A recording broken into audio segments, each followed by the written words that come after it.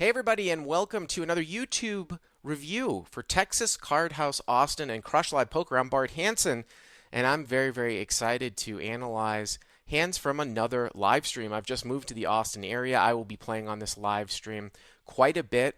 They're only into their fourth or fifth live stream, but the plan is to stream live cash games Mondays and Thursdays with the tournament over the weekend.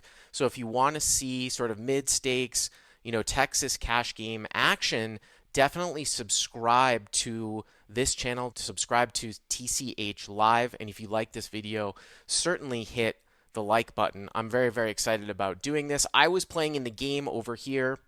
I was actually in seat 10. Some of the chip denominations are somewhat standard for me coming from LA. The greens are $25, the blacks are hundreds, the reds are fives, and if you see pinks, those were actually 500s. Now, this was a little bit of a tighter game, and we were about midway through this particular stream. And the gentleman here, William, who's actually going to open this particular hand, which is straddled, by the way. This is 5-5 with a $10 straddle, so there's actually 3 blinds in this particular hand. He opens to 25, and I've got pocket threes here in the cutoff. This is mostly going to be a call, especially against, what was one of the tighter guys at the table, although the raise size is a little bit on the smaller side, 2.5x with 3 blinds in there. I could certainly mix in some 3 betting, but most of the time I'm going to flat here. And here we've got in the small blind, Casey Bones in seat 2. If you've been with me for a lot of sort of content that I've done in years past, I did an interview with Casey Bones over on Deuces Cracked. He used to actually be a sit-and-go instructor way back in the day, and now we're meeting up in Austin. So he's got a hand that can sometimes be mixed in as well with the squeeze if he thinks that William's not going to defend all that much. He's got some dead money out there with a flat, so this could certainly be 3-bet off some of the time as well. He chooses just to call. A game played pretty passively pre-flop, and Phil has a pretty easy defend, getting an incredible price here, 15 more with ace-9 offsuit closing the action. So we're going to go 4 ways here to the flop. You can see the pot is $105, and William here with the betting lead. Board comes out ace-8-4 here with a couple of spades. So no one has really connected with this one all that much. Phil here with top pair with ace-9 with a 9 of spades. William has second pair. Bones here with a gutter to a 7, and I have totally whiffed. It's going to get checked over to the pre-flop raiser, which nowadays in No Limit Hold'em is almost automatic. So when Bones and Phil both check to William, doesn't mean that they don't have strong hands. They're basically naturally checking to the pre-flop raiser, and that really comes into play later on when we're doing some hand reading because their hands are really undefined. The only people that really have any type of definition of their hands is William and me. We both check behind. So, usually I'm going to be betting an ace here in position. So I usually don't have a strong hand. I don't do a lot of slow playing on such a textured board. So it gets checked around. Boom, turns a 7. So Bones here with a straight. And actually at the time here, he's got the nuts here with 5-6. The board is definitely textured. And he's going to come out and bet here. Again, he's really only betting into sort of one kind of undefined range in the form of Phil. We don't know anything about what Phil has because he's naturally checked to the pre-flop raiser. But I would still come out and probably make a substantial bet here, at least half the size of the pot, 50 to 75, depending, maybe 60. And that's what he does. He comes out and he bets here with the nuts. Now, some people might say, well, why doesn't he go for a check raise? There's absolutely no guarantee that someone is going to bet here, on the turn. And with William and myself checking, you don't necessarily want to check raise somebody off of like a 1-pair hand. Sometimes if you have a big draw, I actually like to sort of play it a little bit backwards and go with an exploitable check raise to maximize my fold equity. But with kind of a nuttish type of hand here, I just usually want to just go bet. So Bones bets 60, and Phil has a pretty easy call. Bones could obviously be betting, some sort of flush draw, pair plus straight draw. We don't know. He's usually not going to be necessarily bluffing into 3 people, but I think it's a little bit on the weaker side just to fold. So Phil makes the call, and it's going to get over to the pre-flop raiser here. William, and I think he has a rather trivial fold in a multi-way pot. You should be defending less because, the equity responsibility is shared amongst the players. So if Bones had come out and bet and Phil had folded, William can probably call some of the time, although he does have to deal with me behind him. But with a call in between, it becomes a very easy fold for him. And of course, I am going to fold out here as well. And we roll to the most interesting part, and the reason why I picked this hand. We rolled the river, and the river's going to improve Phil's hand, and it's going to make him aces up. So he's got top two here with ace nine. Now this is really interesting because if I did not know the cards and I was in Bones' spot here, I do believe that I would go for another bet on the larger side, maybe 175 to 200.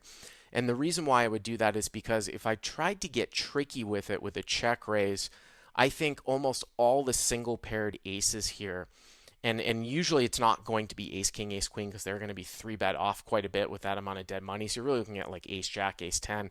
A lot of those hands are going to just basically check back. Now, obviously, you will get a bet from like an aces up type of hand, but the turn didn't bring in a ton of draws. And I don't know if Phil is going to be bluffing here with some sort of draw at the end, like in the form of front door spades that have missed. And now he's going to bluff the river when Bones checks to him, when it looks like Bones is checking a check call. So I don't really like to depend on my opponents at this level for making thin value bets or over bluffs. I usually choose to bet my own hand from out of position because usually people at this level, especially if they're recreational players, they're going to be calling mistakes and they're not going to be betting too thin. So if I were Bones here, I'd come out and bet 150 to 175. Now, Bones actually decides to play it a little bit tricky and he checks, and I think he got a little bit lucky here because Phil has run into top two.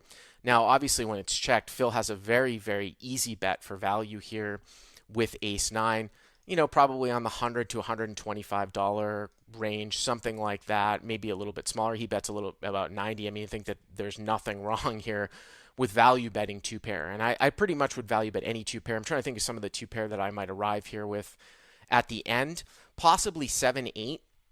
If I'm in Phil's spot and Bones leads out into the turn, into say, four people, I'm probably just going to call. I'm not going to overplay my hand. And then if Bones checks, I probably would make a thin value bet here, with a hand like 7-8, something like that. Maybe even like, as thin as ace jack. Bones is calling in the small blind. He should have somewhat of a tighter range, but certainly ace nine is going to be a value bet here. So now Bones has a particularly easy check raise here for value. The only hands that he really loses to are Jack 10, and Jack 10 is really not going to call the turn unless it had front door spades, and 10-6. 10-6 is actually a little bit of a hidden double gutter. If you look at ace 4-7, 10-6 is a gutter to a 5, and it's also a gutter to a 9. And because Phil was getting such a crazy price, he might actually have some 10-6 suiteds, but it still doesn't warrant not check raising here. If Bones throws in a check raise, say to like 350, 400, and then Phil came back over the top all in, you could definitely make the case for a 6-6 check raise fold for value on the river, something that rarely ever comes up in No Limit Hold'em, the check raise fold for value from up front, because basically your opponent's announcing, hey, I've got a nut hand. I mean, even if the guy had 10-6, I don't even know if he would re-raise the check raise. It's probably only representing Jack 10. But Bones definitely has a very, very easy check raise here. And the question is, how much? I think that he probably sussed out the fact that when Phil is betting here, he's likely to have two pair if he thinks that Phil is going to be checking back a whole lot of aces. So, why not go for gold and size up, sort of on the larger side? And that's what he does. He basically makes it over 4x. He makes it about $405. And you can see here that Phil just absolutely snap calls him off, and really without a second thought. Now, check raises on the river in live No Limit are very, very rarely a bluff, even at this level, even at the 5-5 level. And I would say, if you ever get into a situation where you're in Phil's spot, at least think about it. Now, if I had Phil's hand in the form of ace nine, the best two pair, and Casey Bones check raised me to this sizing at the end, I think it's very, very close. I think could be player dependent, and there are some people that are just not capable. It says 335, so it was a little bit on the smaller side, but still almost 4x. There are just some people that are just not capable of check raising as a bluff at the end. Bones is probably not one of those players, but I think that it would be very, very close, and certainly not a snap call. So I think Bones got a little bit on the luckier side that his opponent ran into two pair and then called his check raise. Obviously, Phil didn't do anything wrong by value betting at the end, but the hand definitely did not warrant a snap call. You can see here that they also have a lot of the stats up here as well, the chip stacks. Those percentages actually equal chips in play, but they have VPIP stats and all the bells and whistles of a really, really good live stream. So again, if you like this video, hit the like button and be sure to subscribe to TCH Live over on YouTube, all one word.